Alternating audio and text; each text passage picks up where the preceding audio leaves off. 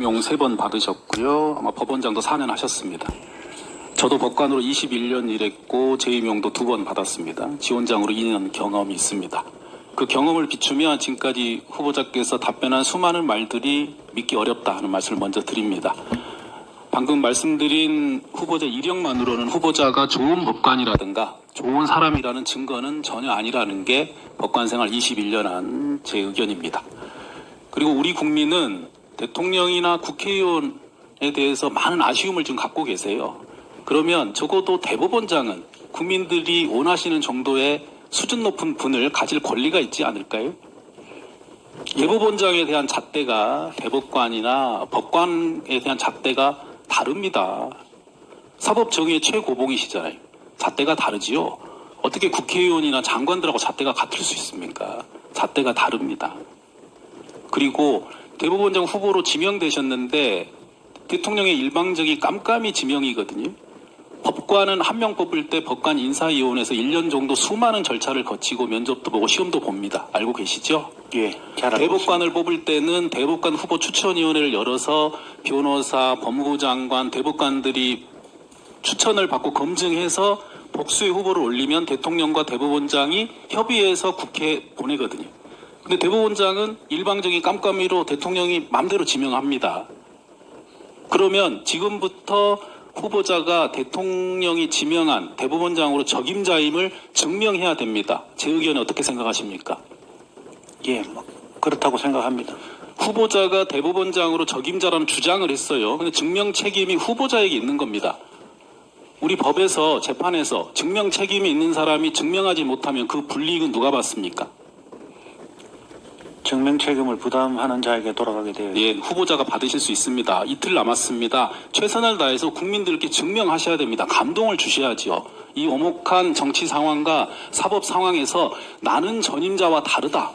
그런데 전임자와 자꾸 비교하는 이런 질의에 대해서 답변을 회피하시거나 그거는 넘어가시려고 하면 안 된다는 말씀을 먼저 드립니다. 제가 생각하는 대법원장의 동목을 잠시 말씀드리고 앞으로 어떻게 이번 청문회 이끌어갈지 설명을 좀 드리겠습니다. 화면에 보이시나요? 예. 헌법에 따른 대법원장 동목 10가지라고 제가 표현을 해봤습니다. 우리 헌법은 법관은 헌법과 법률에 의하여 그 양심에 따라 독립하여 심판한다고 되어 있습니다. 그래서 이거를 헌법과 법률에 의하여라고 하나를 나눠봤고요. 두 번째, 양심에 따라. 세 번째, 독립하여로 나눠봅니다. 헌법과 법률에 의하여 제일 먼저 인권이지요. 우리 헌법은 인간의 존엄을 최고 가치로 세고 있습니다. 그리고 자유권이 핵심입니다.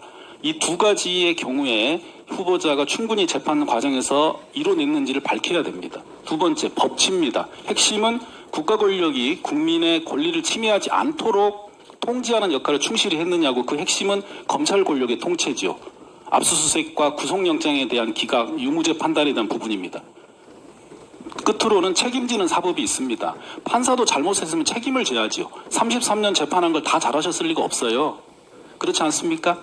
그럼 그 과정에서 그 당사자와 변호사에게 어떤 책임을 졌는지 따져봐야 됩니다. 세 번째, 평등한 자유. 자유의 핵심은 평등한 자유에 있습니다. 남녀 간에 평등해야 되고 장애인과 비장애인, 노약자, 시민, 서민들 다 평등해야 되거든요.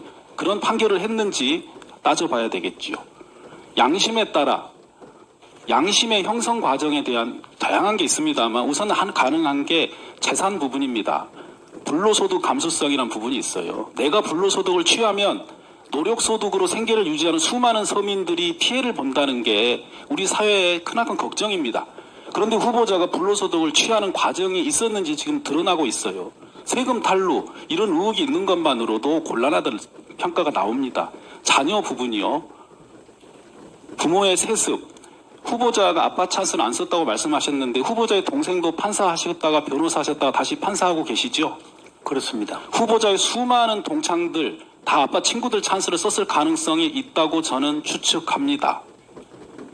조건과 기회의 불평등, 우리 청년들이 힘들어합니다. 어떤 부모를 만났느냐에 따라서 조건도 불평등한데 기회도 불평등해요. 그 불평등함을 스스로가 내 자녀에게는 물려주지 않겠다는 노력을 했는지가 중요한 것이지 나는 관여 안 했다라고 피해가는 것은 적절하지 못합니다. 이웃과 친구, 후보자가 누구 곁에서 살아왔는지가 무척 중요합니다. 대통령과 친하신지 기득권자들과 친하신지, 수많은 언론인, 재벌, 기업가, 변호사와 친한지, 아니면 그 곁에 일반 시민들과 교류하고 사는지. 근데 현재 한남동에 거주하시는 거 보니까 일반 시민들 곁에 잘 안 계셨던 것 같아요. 마지막에 독립하여입니다. 사법부 독립을 위해서 수호의 의지가 있다고 말씀을 하시는데 후보자 33년 법관 경력 동안 사법부가 많은 위기가 있었습니다. 사법 파동이라는 게 2003년도와 2009년도에 있었고요. 사법농단이 2017년에 있었습니다. 그때 후보자가 사법수호, 헌법을 지키기 위해서 무슨 일을 했는가 봤더니 아무것도 없습니다. 말은 믿지 않죠. 공정한 재판 부분입니다. 재판의 핵심인데 변호사 평가에서 공정성의 의심을 받고 계세요. 아예 보십시오. 행정능력 부분인데요. 내부의 직원들 평가에서도 재판권에 관여했다는 부분에서 하위 점수를 받으셨습니다. 이게 독립하여 재판하겠다는 후보자의 말씀과는 배치됩니다. 또한 대법원장이라 하면 시대로부터도 독립해야 됩니다. 이게 무슨 말씀이냐면 우리나라에는 시기상조라는 말이 있어요. 소수자 인권 보호에 시기상조라는 말을 합니다. 그럴 때 법원에서 가장 먼저 판결로서 앞서가야 되거든요. 소수자 약자의 인권을 보호하기 위한.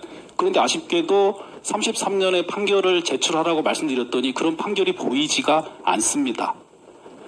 이 10가지를 후보자가 다 충족하시라는 말씀은 아닙니다. 그렇지만 판사가 80점이라면 대법관은 85점, 대법원은 90점은 돼야겠지요. 10가지 중에 9가지는 해당이 하시거나 아니면 적어도 각 항목에 90점은 넘으셔야 됩니다.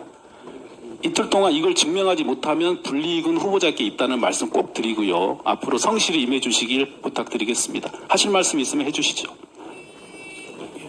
그래도 제가 인사 말씀에서 말씀드렸다시피 투렛 증후군 사건은 당시 시행령에도 장애인으로 등록될 수 없는 것을 제가 헌법 이론을 끌고 들어와가지고 처음으로 장애인으로 인정해 줘야 된다고 1심 결론을 뒤집었는데 대법원에서 확정되었고 그 후 장애인 복지법 자체가 제가 판결한 대로 개정되면서 들어갔습니다. 나름대로 저는 최선을 다했습니다만은 평가에서 저에 대한 부정적인 평가에 대해서는 겸허하게 수용하겠습니다. 그러나 저는 나름대로 외국에서 배운 법률 지식을 다 총동원하고 그동안 법조 선배들로부터 배운 모든 지식을 총동원해가지고 어려운 사람을 도와주고 소수자를 배려하는 판결을 하려고 나름대로 최선을 다해왔습니다.